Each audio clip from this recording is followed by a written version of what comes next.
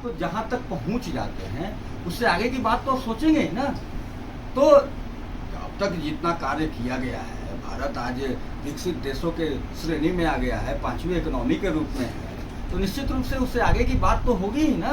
तभी तो हमारा देश जो है विकसित श्रेणी में पूरी तरह से आ जाएगा और टॉप मोस्ट बनेगा। तो काम तो होगा ही ना। नीतीश जी और नायडू जी को लिए कहा जा रहा है कि ये साथ में आ तो गए हैं, लेकिन कब पासा पलट देंगे वो कहा नहीं जा सकता। नहीं, ऐसा कुछ नहीं होने वाला है। आपने देखा कल के शपथ ग्रहण समारोह में भी देखा, और हमारे विभिन्न मित्र हैं, वो मतलब मित्र इन द सेंस कि एनडीए के सभी मित्रों का जो एक वहाँ पर बना है संतुलन के रूप में, उसमें हैं और पहले भी साथ में रहे हैं। और देखिए वहाँ राज्य में भी बहुत बड़े अंतर से जो है वहाँ पर सरकार बहुमत में आई है। तो निश्चित रूप से ये अटकलें हैं और जानबूझ करके इस तरह का बात बोला जाता है जनता के बीच में भ्रम फैलाने के लिए, वो विपक्ष के द्वारा ऐसा बोला जा रहा है, लेकिन ऐसा कुछ नहीं है।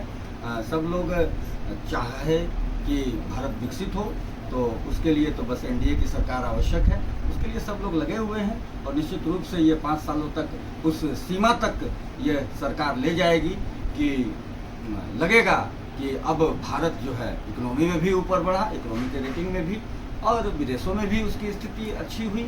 और इसका आर्थिक वगैरह तो जो है जनसामान्य का जो आर्थिक जो गरीबी क्षेत्र से जो बाहर निकले हैं उनकी संख्या भी बहुत बढ़ेगी और सब लोग खुशी राजी ये सब लोग अपना जीवन यापन करेंगे। एक भी सवाल है, आपने कहा कि मोदी मैजिक, लेकिन काराकाट लोकसभा सीट बहुत चर्चित में रहा क्योंकि पवन सिंह वहाँ से लड़ रहे थे।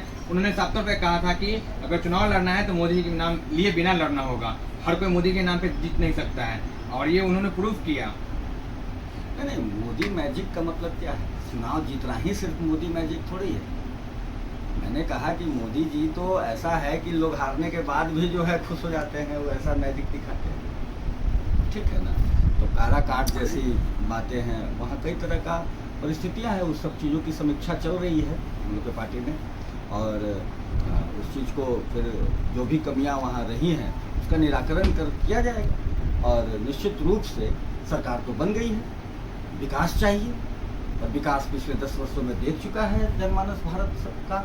तो निश्चित रूप से ये 5 साल और मौका मिला है, और इन तरह की कमियों को दूर करते हुए, और मूल तो कार्य है जनमानस कैसे अब उसका जीवन यापन, स्वास्थ्य की व्यवस्था, शिक्षा की व्यवस्था, ये सारी व्यवस्थाएं जो हैं हर तरह की, वो किस प्रकार डेवलप करे, तो वो सब कुछ डेवलप करेगी सरकार।